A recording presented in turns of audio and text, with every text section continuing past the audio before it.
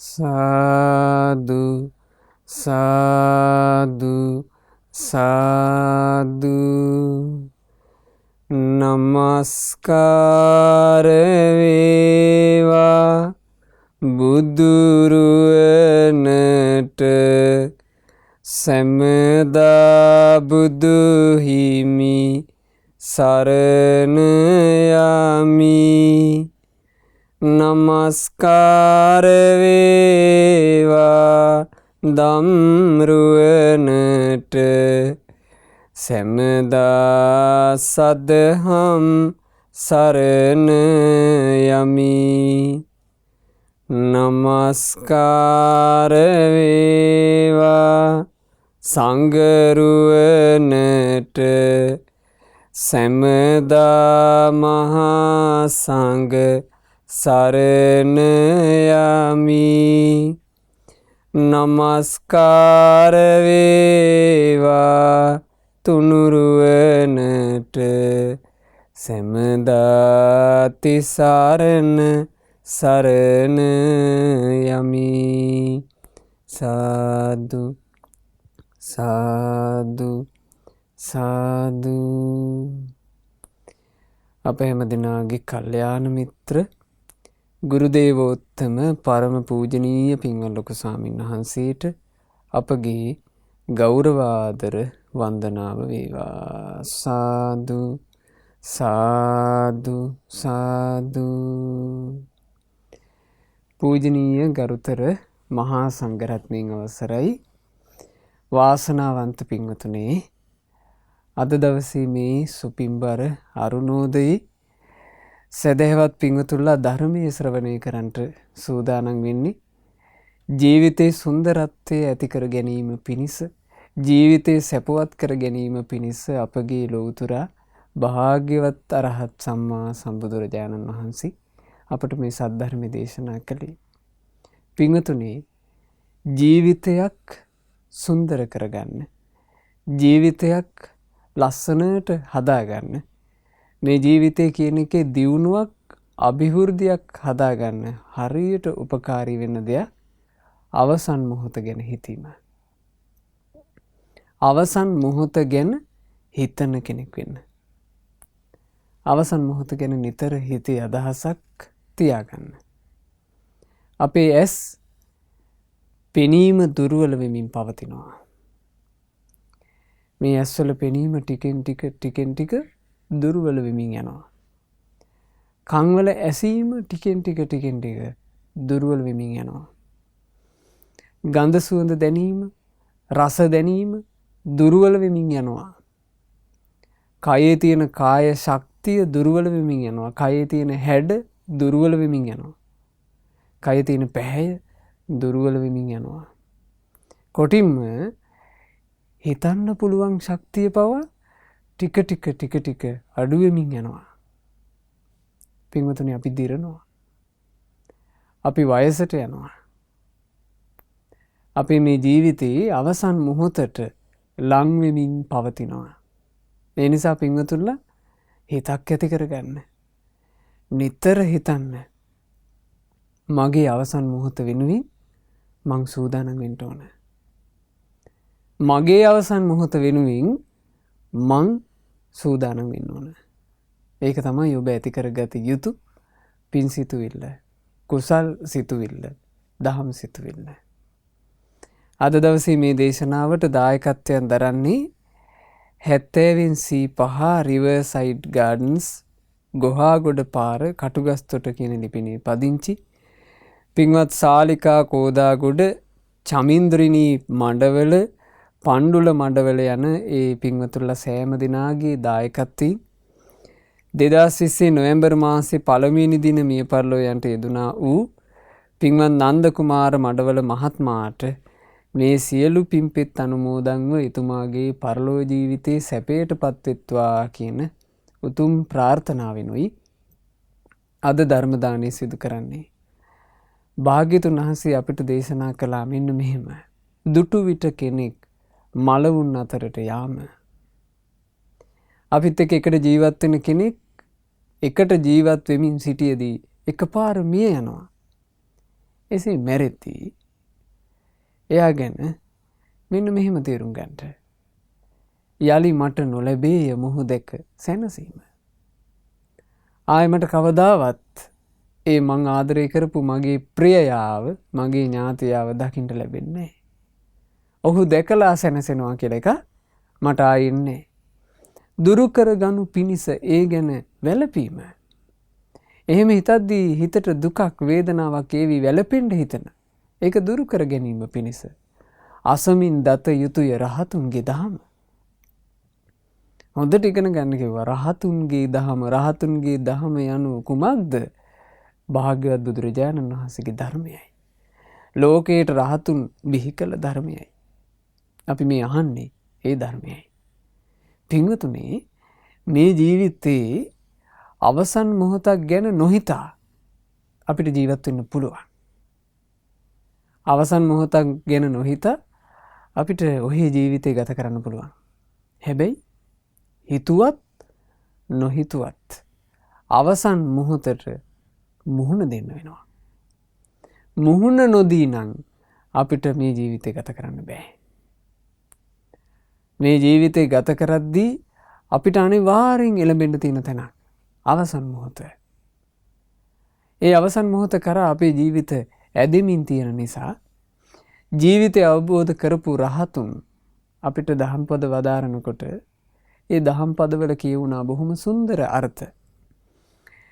ඒ අර්ථ අතරේ මං අද මේ සුපින්බර අරුණෝදයම පින්වතුන්ලට සිහිපත් කරන්න කල්පනා කළා එකම එක අවවාදයක්. ඒ අවවාදය අපිට වදාළේ සිරිමන්ද කියන මහරහතන් වහන්සේ. බලන්නේ උත්තමයන් වහන්සේ වදාළ ගාථාව. ටික ටික හෝ බහුලව හෝ දවස හිස් විදිහට ගත කරන්න හොඳ නැහැ. ගෙවි යන හැම රාත්‍රියකින්ම ජීවිතේ කෙටි වෙලා යනවා. ඇවිදිනකොට, හිටගෙන ඉන්නකොට, ඉඳගෙන ඉන්නකොට මේ කොතැනත් අවසන් මොහොත පැමිණෙන්න පුළුවන්. ඒ නිසා මේ පමා නොවීමට කාලයයි. බලන්න කරුණාවෙන් කරපු අවවාද. ටික ටිකවත් බහුලවවත් දවස හිස් විදිහට ගත කරන්න නම් එපා. වටිනාකමක් එකතු කරගන්න ජීවිතේට. වටිනා කායික ක්‍රියා කරන්නට, වටිනා වචන කතා කරන්නට, වටින දේවල් හිතන්න. ඒ විදිහට ජීවිතේ ගත කරන්න කියන්නේ ඇයි? කොයි මොහොතක අවසන් මොහොත ඒවිද කියලා දන්නේ. කොයි තැනකදී අවසන් මොහොතට මුහුණ දෙන්න වේවිදෝ කියලා දන්නේ නැහැ. ආන්නේ නිසා පමා නොවීමට සුදුසු කාලය මෙයයි. අප්‍රමාදී විය යුතු කාලය මෙයයි. පින්වතුනේ, ජීවිතය කියන එක අපි සාමාන්‍යයෙන් අරගෙන තියෙන්නේ අනෙක් පැත්තට. මේ සමාජය අරගෙන තියෙන්නේ අනෙක් පැත්තට. අපිට සාමාන්‍ය සමාජ ව්‍යවහාරය තුළ තේරෙන්නේ අපි යමකින් නිකන් ඉහළට යනවා වගේ. අපි ගත්තොත් එහෙම අධ්‍යාපන රටාව තුළ වුණත් 1න් 2ට යනවා, 2න් 3ට යනවා, 3න් 4ට යනවා. මෙහෙමනේ. එතකොට නිකන් පේනවා අපි ඉස්සරහට දියුණුවක් කරා යනවා වගේ. සාමාන්‍යයෙන් අවුරුදු 30 35 වෙනකම්ම පේනවා මේ ශරීරය එන්න පැහැපත් වෙවි යම් අයුරකින් හැදෙනවා. අපිට හිතෙනවා තරුණ වෙමින් පවතිනවා අපි. මට දැන් 18යි, මට 20යි, මේ මගේ 25 වෙනි උපන්දිනේ අපි කී සන්තෝෂ වෙනවා.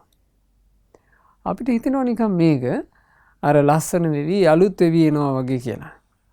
සාමාන්‍යයෙන් 60 70 පෙන්නට පස්සේ තමයි තේරෙන්නේ නෑනේ මේකේ වෙලා තියෙන්නේ අනිත් පැත්තට ගියප එකක්. අනිත් පැත්තට යන්නේ මොකද්ද? ජීවත් වෙන්න තියෙන කාල වකවානුව අඩු වෙමින් යනවා. ඒක තමයි සිද්ධ වෙන ඇත්තම දේ. අපි තරුණ වෙනවා කියලා ගත්තොත් ඒක එක ක්‍රමයක්. අපි ටික ටික වැඩෙනවා කියලා ගත්තොත් ඒක තව ක්‍රමයක්. ඒ ක්‍රම හැම එකකටම වඩා වටින්නේ ඔබ හිතට අරගන්න මෙහෙම. මට ඉන්න තියෙන කාලේ අහිමි වෙමින් පවතිනවා. අපිට මෙහි ඉන්න තියෙනවා නම් යම් කාල පරාසයක් අපි දන්නේ කොච්චරද කියලා. අපි කවුරුත් දන්නේ. අපි එක එකනාට තියෙන එක එක කාල පරාස. හැබැයි අපි එකක් තේරුම් ගන්න ඕන. මේ කාල පරාසය අපිට අඩු වෙවි තියෙනවා. හැදි තියෙනව නෙවෙයි. කාල පරාසය අඩු වෙමින් තියෙනවා. ජීවිතයේ අවසන් මොහොත ලං වෙමින් තියෙනවා. හරි අපූර්ව සිදුවීමක් සිද්ධ වුණා. අපේ මහා බෝධිසත්වයෝ සාංසාරික ගමනේදී අපගේ ශාස්ත්‍රඥ වහන්සේ ඒ බෝසත් අවදී සිද්ධ වෙච්ච සිදුවීම අපිට හරි ලස්සනට පැහැදිලි කරලා දුන්නා. බෝධිසත්වයෝ ඒ කාලේ උපන්නා උදය කියලා රජ කෙනෙක්. මහා ධන සම්පත් තිබුණු ඉතා සැපසේ ජීවිතේ ගත කරපු රජෙක්. රජ්ජුරුවන්ට ඒ කාලේ විවාහ වෙන සුදුසු වයසේදී ඉතාම ලස්සන මනස්කාන්ත රූ සපුවක් තියෙන බිසවක් ඇඳවාගෙන ආවා. ඇයගේ නම උදය භද්‍රා. උදේ භද්‍රා බිසව. ඒ සාංසාරික ගමනේ උදේ භද්‍රා බිසව බවට පත්වුණේ වෙන කවුරුන් නෙවෙයි පින්වතුනි, යශෝදරා උත්තමාවී. උදේ භද්‍රා බිසවත් උදය රජුරුවොත් හරි අගේට පෑහී ගියා. ඒ විවාහක යුවල හරි ලස්සනට පෑහුණා. ඒ පෑහුණා කියන්නේ ඇයි? උදේ රජුරුවෝ එදා විවාහ වෙච්ච දවසේ රාත්‍රියේ උදේ භද්‍රා බිසවගේ යහනට පැමිණෙනකොට මල් දාම දෙකක් අරන් ආවා. දිග මල් මාලා, සමම් පිච්ච මල්. මේ මල් මාලා දෙක අරගෙන පැමිණිලා මේ මල් මාලා දෙක ඇඳ මැද්දෙන්, යහනේ මැද්දෙන් දිගට ඇතිරුවා.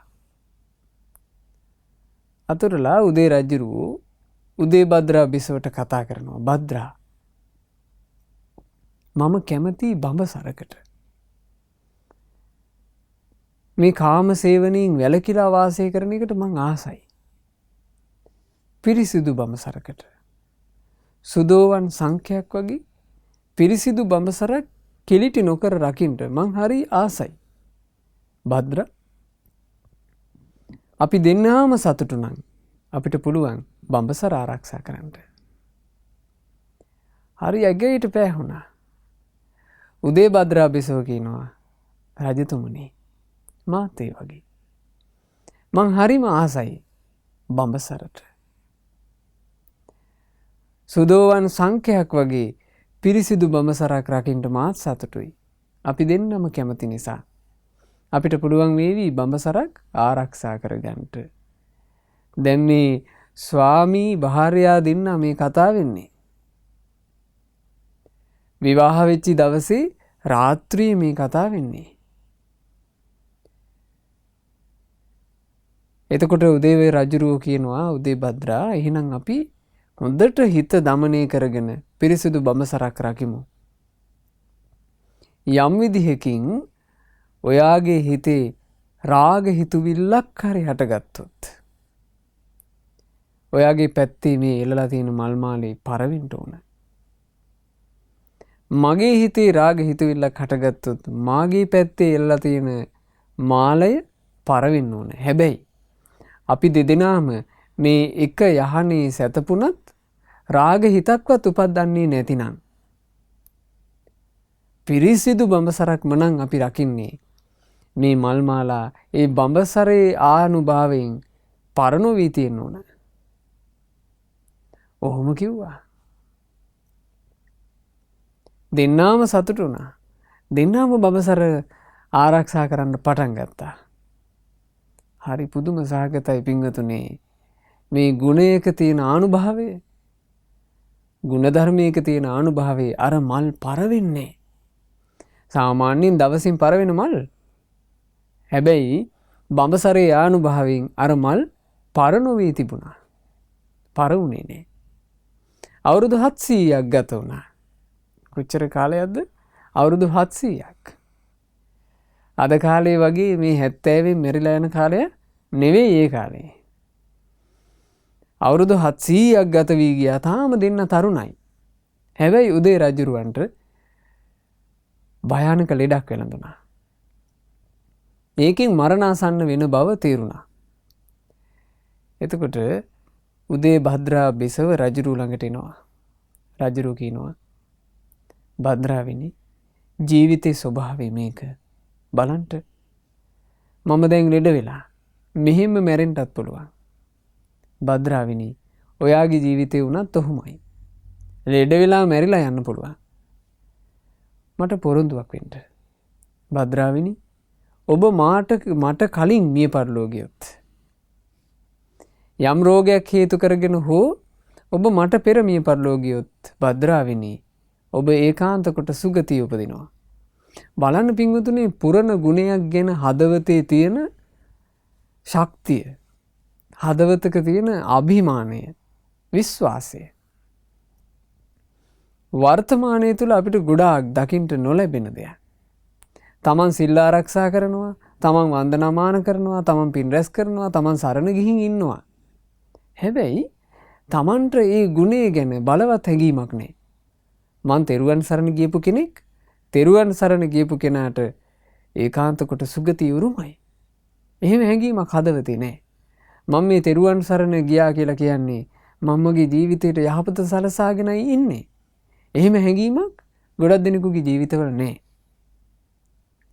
බලන්න බඹසරක් ආරක්ෂා කරපු මේ රජතුමාත් රජ බිසවත් කියන කතාව. භද්‍රාවිනි ඔබ බඹසරක් රැකපු කෙනෙක්.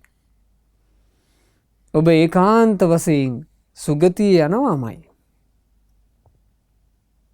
ඒ නිසා භද්‍රාවිනි ඔබ යම් සුගතියකට ගියොත් ඔබ යලිත් මාව බලන්න එන්න ඕන. ඇවිල්ලා මට කතා කරන්න ඕන. මං අසවල් තැන උපන්නා කියලා. එතකොට උදේ භද්‍රා බිසව රජුරවන්ට කියනවා හොඳයි රජතුමනි මං එහෙම කරන්න. මං පොරොන්දු වෙනවා. ඔබත් දැන් මේ ගිලන් වෙලා ඉන්නේ. මේ ගිලන් භාවයම ඔබේ මරණයට හේතුව වෙන්නත් පුළුවන්. ඔබ මිය ගියොත් ඔබත් මට ඒ උදව්ව කරන්න. ඔබත් ඒකාන්ත කොට සුගතිය යන කෙනෙක්. ඔබට තියෙන පිරිසිදු බඹසරක්. ඔබ සුගතිය ගියොත් ඒ ගියපු සුගතියක ඉඳලා මාව බලන්න එන්න ඕන කිව්වා. පොරොන්දු වුණා. රාජ්‍ය පින්වතුනි අර වැළඳිච්ච රෝගෙම්ම මිය ගියා. මිය පරලෝ ගියාට පස්සේ රාජ්‍යරුව උපන්නේ තව්තිසාවේ. තව්තිසාවෙත් එසේ මෙසේ කෙනෙක් නෙවෙයි. සක්දෙවිඳු. තව්තිසාවේ අග රජ වෙලා උපන්නා. ඒ ඉපදුනාට පස්සේ දෙවිවරු විසින් සූදානම් කරලා තිබුණා ප්‍රිය සාදයක්. ඒක දෙව්ලොවින් දවස් 7ක්, තව්තිසාවෙන් දවස් 7ක්. මනුස්ස ලෝකෙන් නම් අවුරුදු 700ක්. දෙව්ලොවින් දවස් 7 ගත වෙනකොට මෙහි අවුරුදු 700 ගෙවිලා ගිහිල්ලා. අවුරුදු 700කට පස්සේ තමයි උදය රජුරෝ මේ මනුස්ස ලෝකේ දිහා බලන්නේ. එහෙම නැත්නම් සක්දෙවිඳු මනුස්ස ලෝකේ දිහා බලන්නේ. ඒ බලද්දී ඒ වෙනකොටත් උදේ භද්‍රා බිසව ඉන්නවා. ඒ කාලේ ආයුෂ දීර්ඝායුෂ. ඈ තාම තරුණයි. හරි හැඩට ඉන්නවා. ඒ වගේම ඈ ප්‍රතිපත්තියක ඉන්නවා. ඇගේ බඹසර තාම කිලිට වෙලා නැහැ. අර යහනේ එළු මල් මාලා තාම පර වෙලා නැහැ. පිරිසිදු බඹසරක් ආරක්ෂා කරමින් ඉන්න අවුරුදු 1400ක් ගත වෙලා. රජුරෝ වෙනස්ම ක්‍රමයකට උදේ භද්‍රා බිසව ළඟට ආවේ. රන්වන් යහනාවක් අහසේ මවා ගත්තා. දැක්ක ගමන් හිත ඇදිලා යන විදිහේ යහනක්. ඊටාම සුඛෝපභෝගී යහනක් මවා ගත්තා. ඒ යහන මත වාඩි වෙලා දේවානුභාවයෙන් බැබලී අහසේ පෙනී හිටියා. අතේ තියාගෙන හිටියා තනිකර ඝන රන් පාත්‍රයක රන්ම පුරවලා. අහසේ ඉඳිමින් අර උදේ භද්‍රා බිසවට කතා කරනවා උදේ භද්‍රා. බිසව එළියට පැමිණියා. ඇය පැමිණිලා මේ අහසේ ඉන්න දෙවියාට කියනවා කවරෙක්ද නුඹ? උදේ භද්‍රාවිනි මා පැමිණියේ නුඹේ ගුණයට පැහැදිලා. නුඹ මේ මනුස්ස ලෝකයේ ඊටාම පිරිසිදු බඹසරක් ආරක්ෂා කරපු කෙනෙක්. ඔබ වගේ පිරිසිදු බඹසරක් අවුරුදු ගාණක් ආරක්ෂා කරපු කෙනෙක්ව මේ දිව්‍ය යහනේ සතපවාගෙන දිව්‍යමය කම්සුවයෙන් සතුටු වෙන්න මං සතුටුයි. මං කැමතියි. මං ඔබට ආරාධනා කරනවා මේ සොඳුරු යහනේ මාත් එක්ක දිව්‍යමය කම්සුව විඳින්න එන්න කියලා. එතකොට උදේ භද්‍රා බිසව කියනවා ඔහේ අහසේ හිටියට කමක් නෑ. ඔය යෝජනාව අහක් කරගන්න කිව්වා. මං සතුටු නෑ. මම මගේ උදේ භද්‍ර කියන මාගේ ස්වාමි පුරුෂයාට මාගේ උදේ රජුට මම පොරොන්දුවක් වුණා. මම බඹසර රකින්නවා කියලා. මං ඒ බඹසර කඩන්නේ. එතකොට කියනවා මං ඔබට ඒ වෙනුවෙන් මේ රන් පිර වූ රන් පාත්‍රය දෙනවා. මේක තමයි තෑග්ග. ඇය ප්‍රතික්ෂේප කළා. ඇය එදා ප්‍රතික්ෂේප කරාට තවත් දවසක මේන් අර විදිහටම යහනාව මවාගෙන දේවානුභාවයෙන් බැබලී අර දෙවියාම එනවා. එදා අරගෙන ඇවිල්ලා තිනවා රිදී පාත්‍රයක රම් පුරවගෙන. පාත්‍රේ රිදී වෙනදා වගේම රම් පුරවලා. වටිනාකම අඩුයි. පළවෙනි දවසේ අරන් ආවේ තනිකරම ඝන රන් පාත්‍රය. දැන් අද අරන් ඇවිත් තියෙන්නේ රිදී පාත්‍රය. අර විදිහටම යෝජනාව කළා. ප්‍රතික්ෂේප වුණා. උදේ භද්‍රා බිසව බඹසරටම කැමතියි කියලා කිව්වා. ප්‍රතික්ෂේප වුණා. දෙවිය නැතුව ගියා. ඊළඟ දවස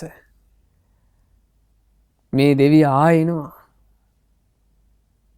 එදාත් අර යහන මවාගෙන යහනේ වාඩි වෙලා ඉන්නවා. දේවානුභාවයෙන් බැබලෙනවා. අර යෝජනාවම කරනවා. අතේ තියනවා නිකන් ලෝහ පාත්‍රයක රම් පුරවගෙන. උදේ භද්‍රා බිසව කියනවා දෙවිය ඔය විදිහට 100,000 වතාවක් ආවත් ඊතා පිරිසිදු බඹසරක් ආරක්ෂා කරන මාව ඔය යෝජනාවට කැමති කරවා ගන්න ඔබට පුළුවන්කමක් නැහැ. හැබැයි දෙවියෙක් වුණත් මං ඔබ ගැන කියන්න කැමතියි. ඔබ මහා මෝඩයෙක්. සාමාන්‍යයෙන් ස්ත්‍රියාවක්ව තමන්ගේ වසඟයට ගනු කැමති පුරුෂයා ඒ ස්ත්‍රියාවට යෝජනාව කරන්න තෑග්ගක් අරගෙන එනවා. පළවෙනි දවසේ ගේන තෑග්ග ඈ ප්‍රතික්ෂේප කළොත් ඔහු දෙවෙනි දවසට අරගෙන එන්න ඕන ඊට වඩා වටිනා තෑග්ගක්. දෙවෙනි දවසේත් ප්‍රතික්ෂේප වුණොත් ඔහු තුන්වෙනි දවසට අරන් එන්න ඕන ඊටත් වඩා වටිනා තෑග්ගක්. ඒක තමයි නුවණ තියෙන මිනිස්සෙක් කරන වැඩේ. ඔහේ මෝඩෙක්. ඔහේගේ තෑග්ගේ වටිනාකම එන්න බහිනවා. පළවෙනි දවසේ අරගෙන ආවේ රන් පිර වූ රන් පාත්‍රයක්. දෙවෙනි දවසේ රම් පුරවලා ඒ පාත්‍රයේ වටිනාකම අඩු වෙලා පාත්‍රය අරගෙන ආවේ නිකම්ම රිදී පාත්‍රයක්. අද එනකොට ඔහේ අරගෙන අවිල්ලා තියෙන්නේ රන් පුරවපු නිකන් ලෝහ පාත්‍රයක්. එතකොට අර යහනේ වාඩි වෙලා හිටපු සක්දෙවිඳු උදේ භද්‍ර රජුරුවන්ගේ වෙසින් පෙනී හිටලා කියනවා උදේ භද්‍රා මම ඔබේ ප්‍රිය ස්වාමියා උදේ රජු මම තව්තිසාවේ උපන්නා. මම ඔබට පොරොන්දුවක් වුණා. ඒ පොරොන්දුව ඉෂ්ට කරන්නයි මේ ආවේ. භද්‍රාවෙනි මා මෝඩෙක් නොවේ. මම ඔබට තෑග්ග අරගෙන ආවේ ඔබට ගැළපෙන විදිහටයි. පළවෙනි දවසේ මං ඔබව දකින්න එනකොට ඔබ වටිනාකමකින් යුක්තයි. රන් පිර වූ රන් පාත්‍රයකින් පිළිගන්න තරම් ඔබේ රුවට වටිනාකමක් තිබුණා. හැබැයි දෙවෙනි දවසේ මං ඔබව බලන්ට එනකොට ඔබේ රුවේ වටිනාකම, ඔය රූපේ වටිනාකම බැහැලා. ඔය රූපේ දිරලා, දිරන කලාවට ගිහිල්ලා. ඇස්වල පෙනීම, කන්වල ඇසීම, කයේ පැහැය ඔක්කොම අනිත් පැත්තට හැරිලා තියෙන්නේ. තරුණ වෙලා නැහැ. ඔක්කොම අනිත් පැත්ත හැරිලා. ඒ නිසා ඒ දෙවෙනි දවසේ ඔබ මා මුණ ගැහෙනකොට ඔබ කලින් තරම් වටින්නේ. ඔබේ රුව කලින්ට වඩා දිරපු එකක්. තුන්වෙනි දවසේ ඔබේ රුව පතාගෙන එනකොට මම පැමිණියේ ඊට සුදුසු තෑග්ගක් අරගෙන. ඔබ ඊටත් වඩා වටිනාකමින් බැහැලා. පින්වතුනි, අවුරුදු 700 ගණන්, අවුරුදු 1000 ගණන් ජීවත් වෙච්ච මිනිස්සු එහෙම කල්පනා කළා නම් ජීවිතේ අවසන් මොහොතකට ඇදෙන බව අපි කොච්චර හිතන්න ඕනද? ඒ කාලෙත් එක්ක සැසඳුවොත් අපි හැරෙනකොට නාකි වෙලා. අපිට ටික කාලයයි තියෙන්නේ. මරණය කරා අපි ඇදෙමින් ඉන්නවා. ඒ නිසා නොපමාව පින් කරගන්න ඕනේ. බුදුරජාණන් වහන්සේගේ ධර්මයේ තුල භාග්‍යතුන් වහන්සේ වදාළේ අච්චෙන්ති කාලා, කාලයේ වේගින් ගෙවි යන්නේය. තර යන්ති රත්තියෝ, අපට නොදැනීම රෑදවල් උදාවන්නේය. වයෝ ගුණං අනුපුබ්බං ජහන්ති. ඕවා සිද්ධ වෙවි සිදුවෙන එකම දේ තමයි අපිට ජීවත් වීම පිණිස ලැබී තියෙන ආයුෂය, එහෙම නැත්නම් වයස අනුක්‍රමිකව ගෙවි යන එක. ඒක තමයි සිද්ධ වෙන දේ. වයස ගෙවි යනවා. මේ කාරුණු කාරණා ටික අපි දැනගත්තාට පස්සේ පින්වතුනි, අපි හදා ගන්න ඕන අපේ ජීවිතේට පූර්ව සූදානමක් අවසන් මොහොත වෙනුවෙන්. අපි පෙර සූදානම් වෙන්න ඕන අපේම අවසන් මොහොත වෙනුවෙන්. අපි පෙර සූදානම් වෙන්නේ නැද්ද අපේ ජීවිතේ අනික් කටයුතු වලට? එක රහතන් වහන්සේ නමකගේ, අරහත් උත්තමාවියකගේ චරිතාපදානයක තියෙනවා. ඒ උත්තමාවිය අවවාද කරනවා, හරියට තමන්ගේ ජීවිතය කියන එකට සූදානම් වෙන්න මගුල් ගෙදරකට සැරසෙනවා වගේ. අපි හිතමු ඥාතියෙකුගේ මගුල් ගෙදරක් යදෙනවා.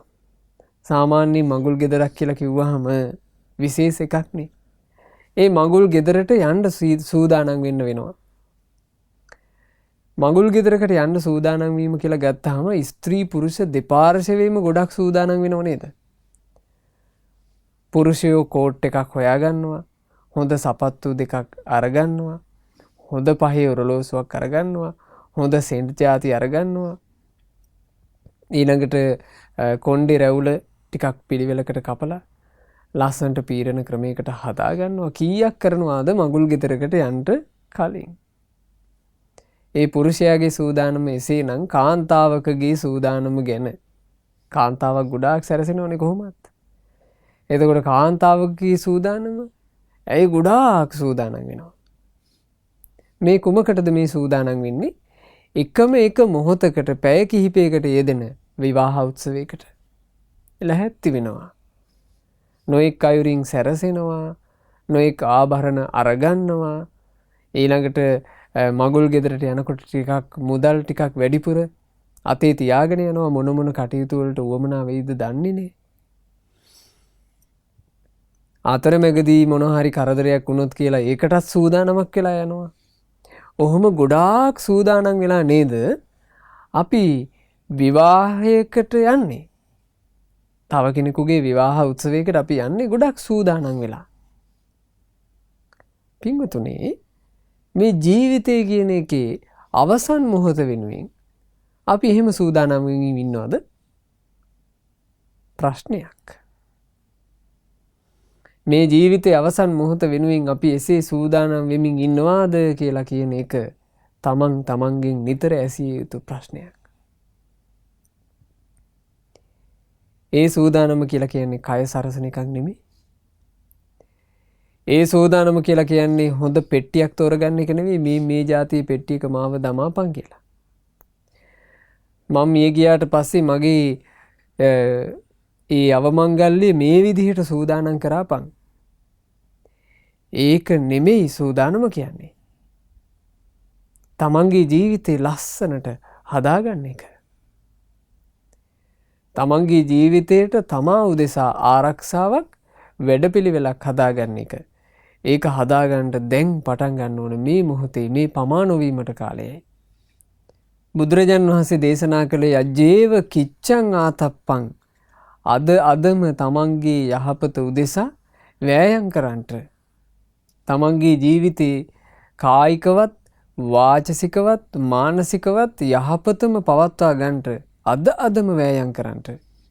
කෝ ජඤ්ඤා මරණං සුවේ මරණය ඊළඟ මොහොතේ පැමිණේද කියා කවුද දන්නේ? ඒ මරණය කියලා කිව්වේ මොකද්ද? අවසන් මොහොත. හැම දිනාගේ ජීවිත කතාවේ අවසානය. ඒ අවසන් මොහොත හෙට එනවද කියලා ඊළඟ මොහොත එනවද කියලා කවුද දන්නේ? නහීනෝ සංගරන්තේන මහා සේනේන මච්චුනා. මහා සේනා ඇති මාරයාත් එක්ක අපි කවුරුත් අපේ අවසන් මොහොත සම්බන්ධයෙන් ගිවිසුම් වලට එළඹිලානේ. අහවල් දවසේ අහවල් තප්පරේ අසවල් වෙලාව වෙනකන් මං ඉන්නවාමයි කියලා ගිවිසුම්නේ. අපි කාගේවත් ජීවිතවලට පින්වතුනි එහෙම ගිවිසුමක් නැහැ. මරණය කියන එක යම් නිමේෂයක පැමිණෙනවාද පැමිණිච්ච වෙලාවේ සියලු වැඩ කටයුතු දමා අපිට යන්න සිද්ධ වෙනවා. සාමාන්‍ය කටයුතු නම් අපිට පුළුවන් යම් කල් දැමීමක් කරන්න. අපි හිතමු අපිට යම් වැඩක් යෙදෙනවා. අපි ඒ වැඩේ කල් දානවා. දැන් බෑ. මොකද මට වෙන වැඩක් තියෙනවා. ඒ වෙන වැඩේ ඉවර කරලා මං ওই වැඩේට අත ගහන්නම්. අපිට එහෙම පුළුවන් කල් දාන්න. අවසන් මොහොත. අවසන් මොහොතට එහෙම කතාවක් නෑ. අවසන් මොහොත යම් වෙලාවක පැමිණෙනවාද යන්නම වෙනවා.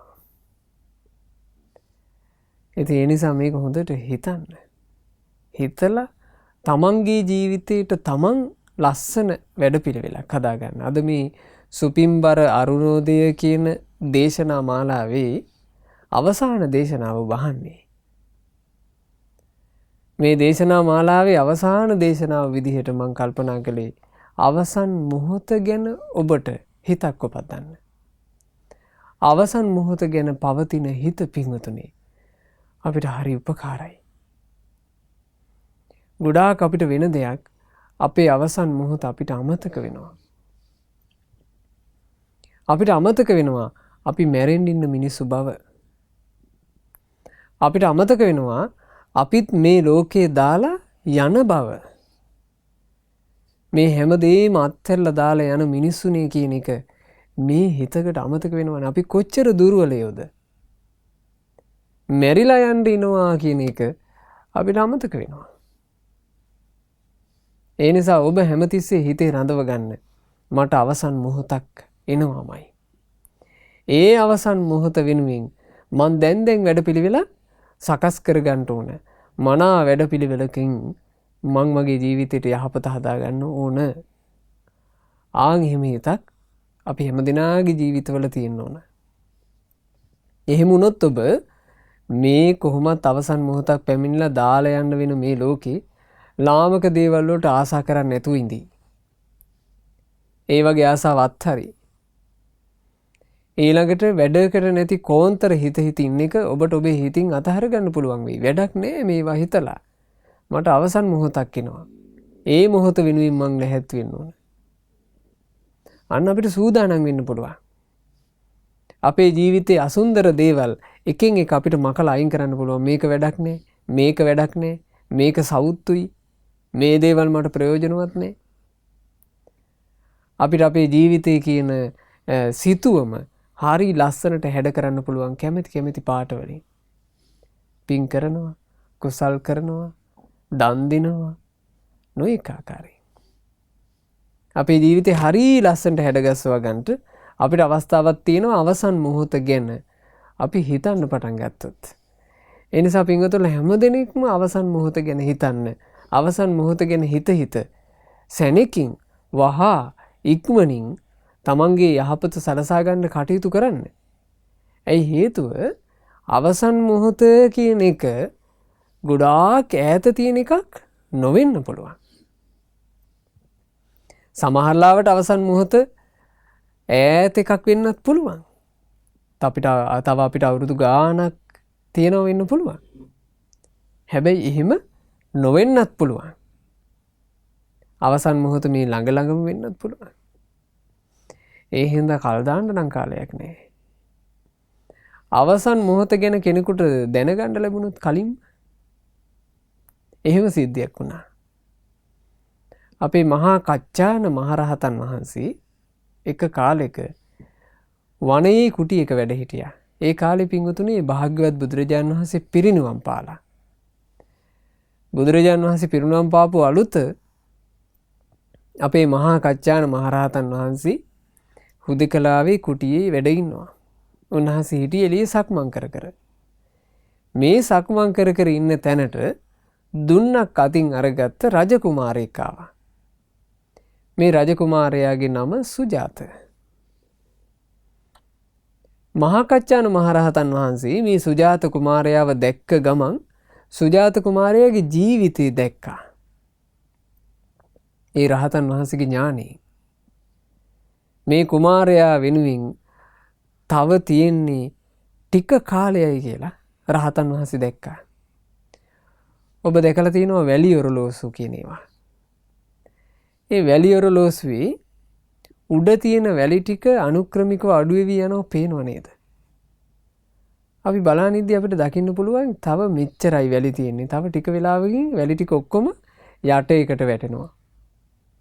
ඒ වගේ රහතන් වහන්සේ ආයුෂය දැක්කා.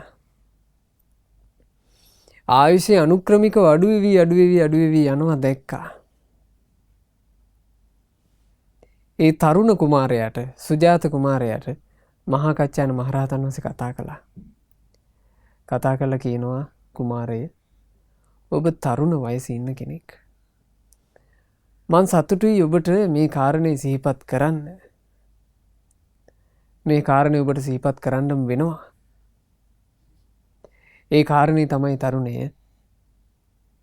ඔබට තව තියෙන්නේ මාස 5යි. මාස 5කින් ඔබේ ජීවිතේට මරණය එනවා. කිව්ව ගමන් මේ සුජාත කියන රජ කුමාරයා බය වුණා. රහතන් වහන්සේට කියනවා ස්වාමීනි මට බේරෙන්න ඕන. මට කියන්න මරණයෙන් බේරීම පිණිස අවසන් මොහොත මගහැරීම පිණිස මම මොකද්ද පුරුදු කළ යුතු ශිල්පේ? අවසන් මොහොත මගහැර යාම පිණිස මං මොකද්ද ඉගෙන ගත යුතු මැජික් එක? මරණයෙන් බේරීම පිණිස මං පලා යා යුත්තේ කොහෙටද? බීතියට පත්වෙච්ච රජකුමාරයාට රහතන් වහන්සේ අස්වැසිලි වචන කිව්වා. නෑ සුජාත කුමාරේ හිතපු විදිහ වැරදි. මේ ලෝකෙ කිසි කෙනෙකුට මරණයෙන් බේරිලා පලා යන්න පුළුවන් කමක් නෑ. මරණයෙන් බේරීම පිණිස කිසි විෂයක් නෑ. මරණයෙන් බේරීම පිණිස ශිල්පයක් නෑ. මරණයෙන් බේරීම පිණිස මැජික් එකක් නෑ. යම් දේශයකට පලා ගිහිල්ලා මරණයෙන් බේරෙනවා කියලා කතාවක් ඇත්තේ නෑ. සුජාත කුමාරය මේ ලෝකේ ධනවත් මිනිස්සු ඉන්නවා. ඒ ධනවත් මිනිස්සුත් මැරිලා යනවා. මේ ලෝකේ බලවත් මිනිස්සු ඉන්නවා. ඒ බලවත් මිනිස්සුත් මැරිලා යනවා. සුජාත කුමාරය මේ ලෝකේ ඉන්නවා වීරයෝ. මහා සංග්‍රාම මැද තනියම 100කට 1000කට එරෙහිව යුද්ධ කරන්න ශක්තිය තියෙන වීරයෝ ඉන්නවා. දැන් බලන්න පින්වතුනි අපි අහලා තියෙනවා දස මහා යෝධයෝ ගැන. මහා කාය ශක්තියක් තිබ්බ අයනේ. අද කාලේ වුණත් අපි දකිනවා මේ ශරීර ශක්තියෙන් එක එක අමුතු පහේවා කරන අය. මතක ඇති ඔබට කටින් කෝච්චි ඇදපු අය හිටියා. නොයේ කැකියා තියෙන අය ඉන්නවා. විශාල බරක් උස්සන්න පුළුවන් මිනිස්සු ඉන්නවා. මෙහෙම කාය ශක්තිය තියෙන අයට අවසන් මොහොත එනවා. මැරිලා යනවා. වෛද්‍යවරු ඉන්නවා. අනිත් රෝගීන්ව සුවපත් කර කර අනිත් රෝගීන්ගේ ශරීරවලට නිරෝගී භව ලබා දෙන ලෙඩ දුක් සුව කරන වෛද්‍යවරු ඉන්නවා. ඒ වෛද්‍යවරුත් මැරිලා යනවා. මේ සමාජයේ ඉන්න සියලු දෙනාගේ ජීවිතේට මරණ එනවා. කොටින්ම සව් කෙලෙසුන් නැසූ රහතුන් පවා සුදුසු කාලේ පැමිණියාට පස්සේ මේ ශරීරය අත්හැරලා දාලා යනවා. ඒ නිසා කුමාරය මේ ලෝකේ මරණය කියන එකෙන් එහෙම නැත්නම් අවසන් මොහොතෙන් කවුරුත් බේරෙන්නේ නැහැ. හැමෝගෙම ජීවිතේට අවසන් මොහොතක් පැමිණෙනවාමයි. එතකොට සුජාත කුමාරයා අපේ රහතන් වහන්සේට කියනවා ස්වාමීනි ඔබ වහන්සේ තාම අර්ථවත් වචන කියනවා. ස්වාමීනි මම ඔබ වහන්සේව සරණ යනවා. ඔබ වහන්සේ වගේ උත්තමයෙක් සරණ යන්න ලැබීම මට ලාභයක් කිව්වා. එතකොට අපේ රහතන් වහන්සේ කියනවා නෑ කුමාරය. ඔබ මාව සරණ යා යුතු නෑ. මේ ධර්මයේ මටත් කියා දුන්නේ මා සරණ ගියපු මාගේ බුදුරජාණන් වහන්සේ. ඔබ බුදුරජාණන් වහන්සේව සරණ යන්න. සුජාත කුමාරයා රහතන් වහන්සේගෙන් ඇහුවා ස්වාමීනි ඒ භාග්‍යවතුන් වහන්සේ කොහිද වැඩ සිටින්නේ? ඒ බුදුරජාණන් වහන්සේ මේ වෙද්දි කොයි දේශයකද? රජකුමාරය ඒ අපගේ මහා කාරුණික ලෝකයට සැනසීම දන් දූ බුදුරජාණන් වහන්සේද ඒ සම්බුදු සිරුර අත්හැර පිරිනිවන් වැඩියා. එතකොට සුජාත කුමාරයා කියනවා ස්වාමීනි ඒ බුදුරජාණන් වහන්සේ ජීවමානව වැඩ හිටියානම් යොදුන් 1000ක් ඈත වුණත් මං හොයාගෙන යනවා. බුදුරජාණන් වහන්සේත් එක්ක දහම් ඇසුරක් ලැබීම පිණිස යොදුන් 1000ක් ගෙවාගෙන වුණත් මම භාග්‍යතුන් වහන්සේ ළඟට යනවා. හැබැයි ස්වාමීනි දැන් මේ මහා කාරුණිකයන් වහන්සේත් පිරිනොම් පාලා. එසේනම් ස්වාමීනි පිරිනිවුණු බුදුරජාණන් වහන්සේව මං සරණ යනවා. ඒ බුදුරජාණන් වහන්සේ ලෝකයට යම් සත්‍යයක් දේශනා කරාද ඒ නිමල වූ සත්‍ය දහම මං සරණ යනවා. ස්වාමීනි ඒ බුදුරජාණන් වහන්සේගේ ශ්‍රාවක පිරිසක් සිටිනවාද බුදුරජාණන් වහන්සේගේ වචනය අනුගමනය කරන ඒ පිරිස ලෝකේ ශ්‍රේෂ්ඨ පිරිසක්නේ. ඒ පිරිසම මං සරණ යනවා. අන්න තෙරුවන් සරණ ගියා. බුද්ධං සරණං ගච්ඡාමි කියලා සරණ ගියා. ධම්මං සරණං ගච්ඡාමි කියලා සරණ ගියා. සංඝං සරණං ගච්ඡාමි කියලා සරණ ගියා. අවසන් මොහොතට පෙර සරණ ගියා. රහතන් වහන්සේ කියනවා ඔව් කුමාරය ඔබ සරණ යන්න. ඒ වගේම ඔබ පංචශීලයේ හික්මෙන්ට මහන්සි ගන්නට. ප්‍රාණඝාතයෙන් වළකින්න. සොරකම් කිරීමෙන් වළකින්න. සල්ලාලකම නොකර ඉන්න. බොරුවෙන් වළකින්න. මත්පැන් මත්ද්‍රව්‍ය පාවිච්චියෙන් වළකින්න.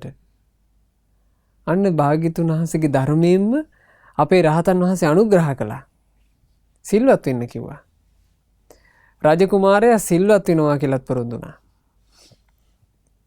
ඊට පස්සේ රජකුමාරයාට රහතන් වහන්සේ තවත් උපකාරයක් කළා.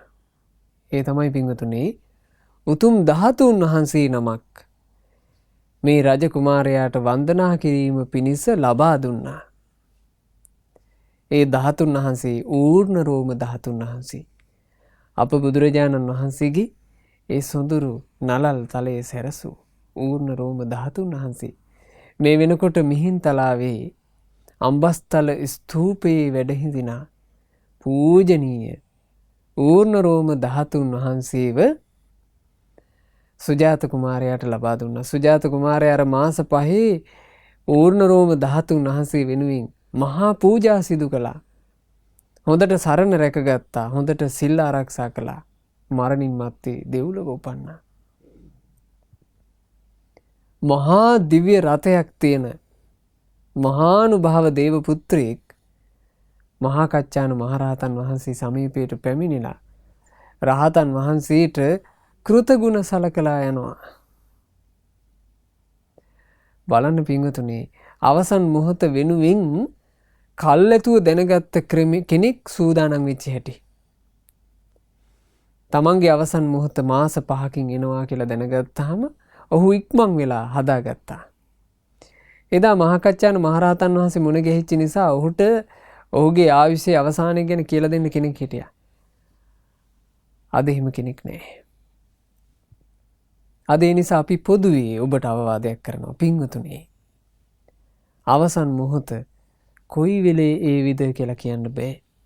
ඒ හින්දා ඔබේ යහපත ඔබ නොපමාව හදාගන්න. තෙරුවන් සරණ යන්න. සිල්පද ආරක්ෂා කරන්න.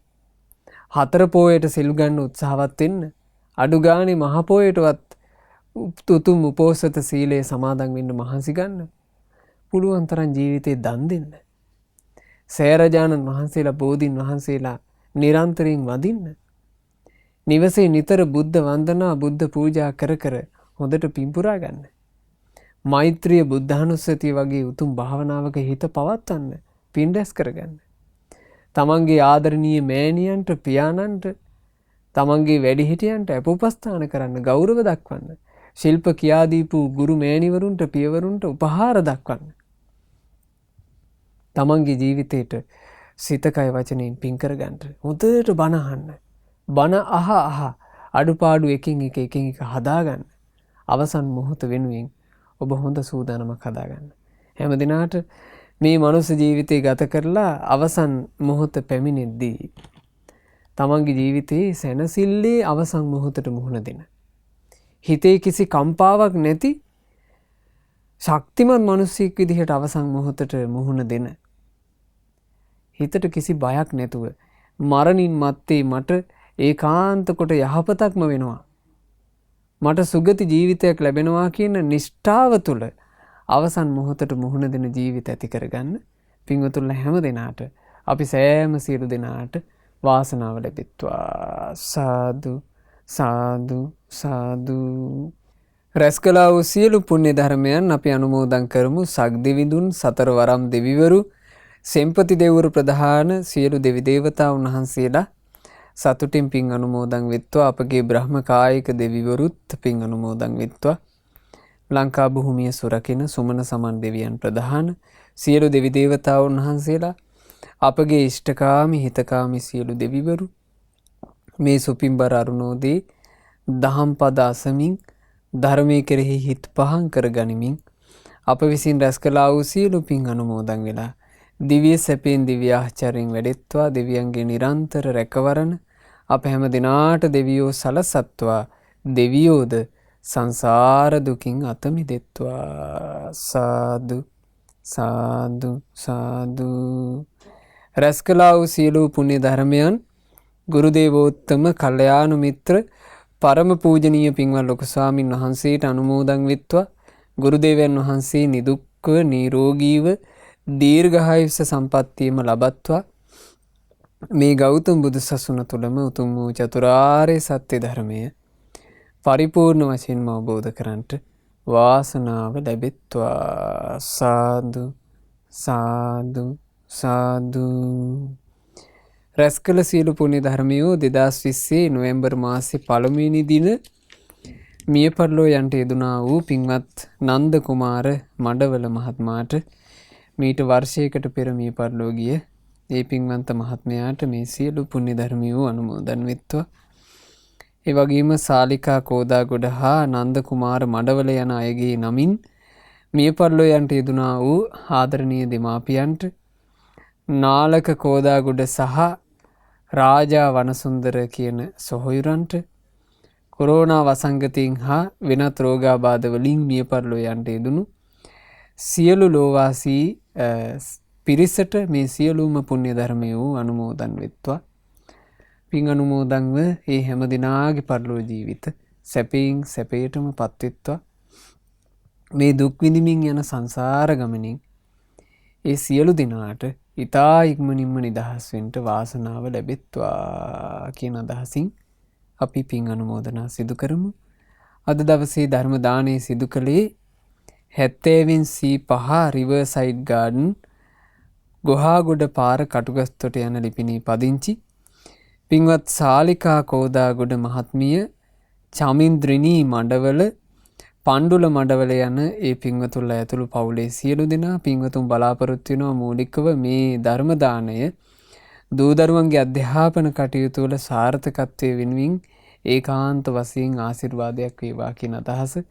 ඉතින් මේ දරුවෝ සියලු දෙනාට මේ රැස් වූ පිනේ ආශිර්වාදයෙන් තෙරුවන් සරණින් සියලු දෙවියන්ගේ රැකවරණින් අධ්‍යාපන කටයුතු සුවසේ සාර්ථකව සිද්ධ කරන්නට අවස්ථාව උදා වෙත්වා. දරුවන්ගේ අනාගත ජීවිතයේ ਸਰව ප්‍රකාරයෙන්ම සාර්ථක වෙත්වා. දරුවෝ හැම දිනාට බුදුරජාණන් වහන්සේගේ සරණ ලැබූ ධර්මයේ සංගරුවනේ සරණ ලැබූ ශ්‍රාවක දූලා පුතාලා බවට පත් වෙන මේ සම්බුද්ධ ශාසනය තුළ තමන්ගේ ජීවිතයට පිහිට පිළිසරණ රැකවරණය සලසා ගන්නටත් වාසනාව ලැබෙත්වා කියලා අපි සෙත් ප්‍රාර්ථනා කරනවා ආශිර්වාද කරනවා.